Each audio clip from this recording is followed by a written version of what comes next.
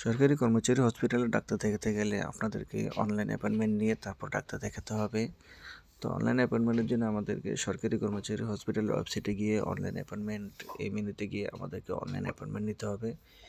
তো মেনুতে যাওয়ার পরে এখানে যদি আপনি পূর্বে রেজিস্ট্রেশন করে থাকেন তাহলে আপনি ইয়েস দিতে হবে। এই যে এখানে ইয়েস দিয়ে আপনি রেজিস্ট্রেশন করা থাকলে ইয়েস দেবেন, আর যদি রেজিস্ট্রেশন করা না থাকে তাহলে হসপিটালে গিয়ে রেজিস্ট্রেশন করে নিতে হবে।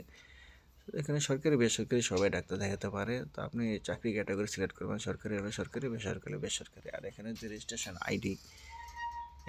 আইডি বলতে এখানে আপনারা যারা ডাক্তার দেখান, আপনি নিজে, আপনার ছেলে মেয়ে, বাবা মা, শ্বশুর শাশুড়ি, প্রত্যেকের জন্য কিন্তু একটি করে পেশেন্ট আইডি আছে। সে যে ডাক্তার দেখাবে তার পেশেন্ট আইডিটি এখানে দিয়ে দিবেন। তারপরে এখানে যে বিভাগে ডাক্তার দেখাবেন সেই বিভাগ সিলেক্ট করবেন। এখানে অনেকগুলো বিভাগই এখানে আছে, আপনি যে বিভাগে ডাক্তার দেখাবেন সেই বিভাগ দিয়ে দেবেন। এখানে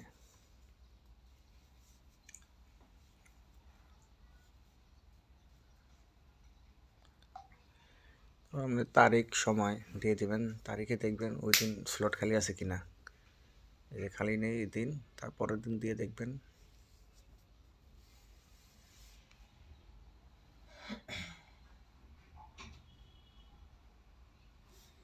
তারপরে এখানে টাইমও দিয়ে দেওয়া যাবে, আপনি 2টা পর্যন্ত, সকাল 8টা থেকে 2টা পর্যন্ত টাইম, আপনার সুবিধা মতো টাইম আপনি দিয়ে দেবেন।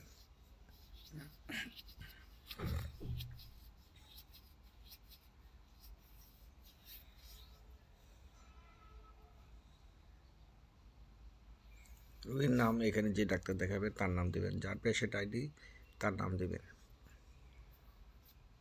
আর মোবাইল নাম্বার দেবেন ওখানে প্রত্যেক স্লিপে। এখানে যে মূল যে চাকরিজীবী তার মোবাইল নাম্বারটি কিন্তু প্রত্যেকের রেজিস্ট্রেশন কার্ডে দেওয়া আছে।